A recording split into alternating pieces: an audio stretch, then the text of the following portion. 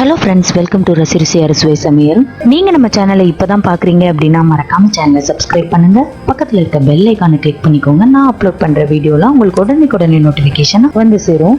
இன்றைக்கான உங்களுடைய motivational line என்னென்னா, எதுவும் இல்லாத போது சமாளிக்கும் திறமையும் எல்லாம் உள்ள போது நீ நடந்து கொள்ளும் முறையும் தான் உன் வெற்றியை தீர்மானிக்கிறது. டுடே நம்ம சேனலில் பார்க்க போகிறது ஒரு லஞ்ச் காம்போ ரெசிபி தான். இதில் நான் முட்டை குழம்பு உங்களுக்காக செஞ்சு காமிக்க போகிறேன். இந்த முட்டை குழம்பை நீங்கள் மத்தியானமே வச்சிட்டிங்க அப்படின்னா டின்னருக்கும் நமக்கு இதே சரியாக இருக்கும். நான் சொல்கிற இந்த குவான்டிட்டி ஹஸ்பண்ட் அண்ட் ஒய்ஃப் அப்புறம் 2 குழந்தைங்க இருக்கிற வீட்டுக்கு சரியாக இருக்கும். உங்களுக்கு இன்னும் ஜாஸ்தியாக வேணும் அப்படின்னா நான் சொல்கிற இன்க்ரீடியன்ஸில் நீங்கள் மெஷர்மெண்ட் கொஞ்சம் அதிகமாக சேர்த்துக்கோங்க, அப்போது சரியாக இருக்கும். இப்போ நம்ம முட்டை குழம்பு செய்ய ஆரம்பிச்சிடலாம். ஃபஸ்ட்டு நம்ம முட்டை குழம்பு செய்கிறதுக்கு நம்ம ஒரு மசாலா பேஸ்ட் ரெடி பண்ணிக்கலாம். அதுக்கு ஒரு மிக்ஸி ஜாரில் 1 கப் போல் துருவன தேங்காய் சேர்த்துக்கிறேன்.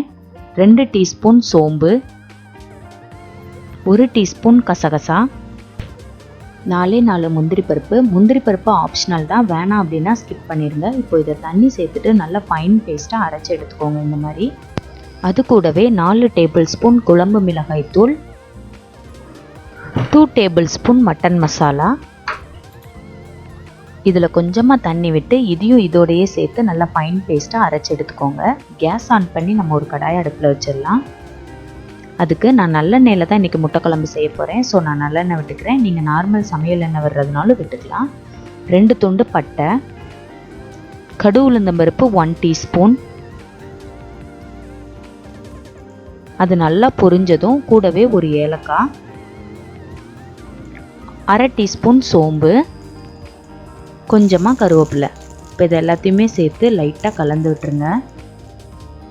4 பல் பூண்டு, ஒரே ஒரு சின்ன துண்டு இஞ்சியை நான் இந்த மாதிரி தட்டி சேர்த்துக்கிறேன். இதோட பச்சை வாடை போட்டும் லைட்டாக கலந்து விட்டுருங்க. 1/2 டீஸ்பூன் மஞ்சள் தூள்,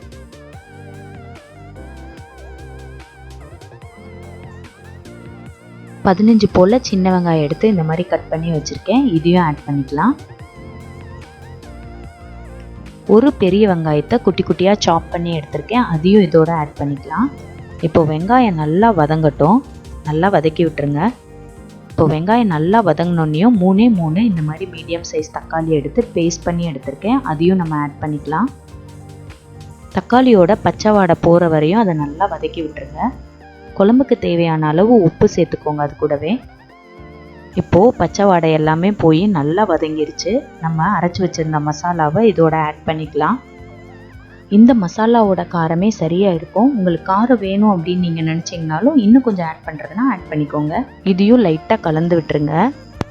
அவங்கவுங்க கன்சிஸ்டன்சிக்கு ஏற்ற மாதிரி தண்ணி ஆட் பண்ணிக்கோங்க. நான் இதில் 3 கிளாஸ் தண்ணி ஆட் பண்ணிட்டேன். தேவையான அளவு உப்பும் இந்த ஸ்டேஜில் நீங்கள் ஆட் பண்ணிக்கோங்க. நான் 4 முட்டையை வேக வச்சு எடுத்திருக்கேன். குழம்பு கொதிக்கிறதுக்கு முன்னாடியே நம்ம இந்த முட்டையெல்லாம் ஆட் பண்ணிடலாம். இப்போது ஒரு கத்தி எடுத்துகிட்டு இந்த மாதிரி 3 கீரல் போட்டுட்டு முட்டையை குழம்புல ஆட் பண்ணிக்கோங்க. அப்போ அதோட மசாலாலாம் நல்லா இறங்கியிருக்கும் முட்டைக்குள்ளே.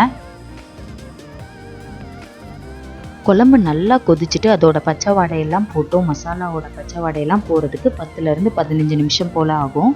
இப்போ குழம்பு நல்லா கொதிச்சிருச்சு. நான் இந்த மாதிரி உடச்சி ஒரு 3 முட்டையை அப்படியே ஆட் பண்ணிக்கிறேன். இப்படி ஒரு முட்டை குழம்பையா உங்கள் லைஃப்பில் நீங்கள் சாப்பிட்ருக்கவே மாட்டீங்க. அதனால இந்த வீடியோவை பார்த்த உடனே உங்கள் வீட்டில் முட்டை குழம்பு கண்டிப்பாக வச்சுருங்க. உடச்சி ஊற்றின முட்டையை ஆட் பண்ணதுக்கப்புறமா நம்ம கரண்டி வச்சு கலக்கக்கூடாது. நான் லிட் போட்டு லோ ஃப்ளேமில் ஒரு 10 மினிட்ஸ் விட்டுறேன். இப்போ 10 மினிட்ஸ் ஆயிடுச்சு. நம்மளோட முட்டை சூப்பராக வெந்துருச்சு. இங்கே பாருங்கள், முட்டையை எடுத்து காமிக்கிறேன், எப்படி இருக்குன்னு பாருங்கள். உடச்சி ஊற்றின முட்டையை சேர்த்ததுக்கப்புறமா நம்ம கலக்காமல் இருந்ததுனால முட்டை எப்படியே ஹாஃப் பாயில் மாதிரி வெந்திருக்குன்னு பாருங்கள்.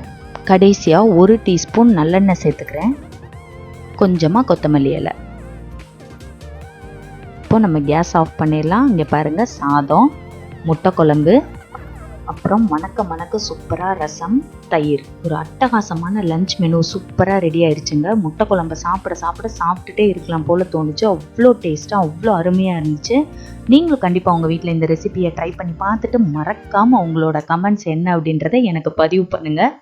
நம்மளோட சேனலை ரசிங்க, நீங்களும் சமைச்சு ருசிங்க. மறக்காமல் சேனலை சப்ஸ்கிரைப் பண்ணுங்கள். தேங்க்யூ.